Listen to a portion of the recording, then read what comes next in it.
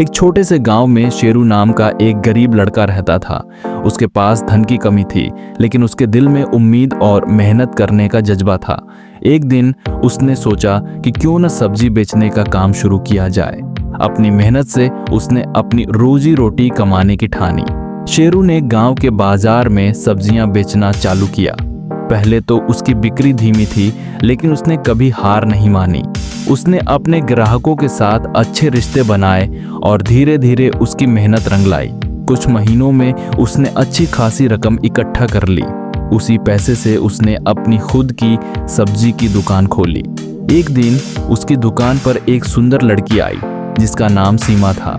शेरू ने जब उसे देखा तो उसके दिल की धड़कन तेज हो गई। दोनों के बीच बातचीत हुई और धीरे धीरे प्यार पनपने लगा।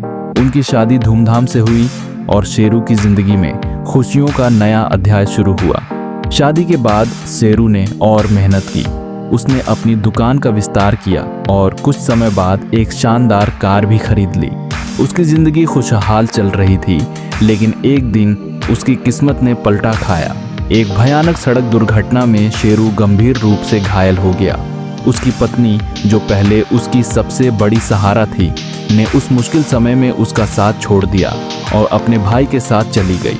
इस घटना ने शेरू को तोड़ दिया, लेकिन उसने हार नहीं मानी। उसने अपनी चोटों से उबरने में समय लिया और फिर से अपनी दुकान खोलने का निश्चय किया। अपनी मेहनत और लगन से उसने न केवल अपने पैरों पर खड़ा हुआ, बल्कि पैसे वाला भी बन गया। कुछ समय बाद उसकी पहली पत्नी सीमा अपने नए जीवन में असंतुष्ट होकर फिर से शेरू के पास आई, लेकिन अब शेरू ने उसे अपनाने से इनकार कर दिया।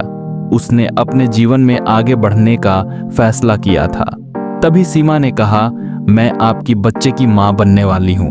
यह सुनकर शेरू की आंखों में खुशी की चमक आ गई। उसने कहा, कोई बात नहीं, हम फिर से एक साथ रह सकते हैं।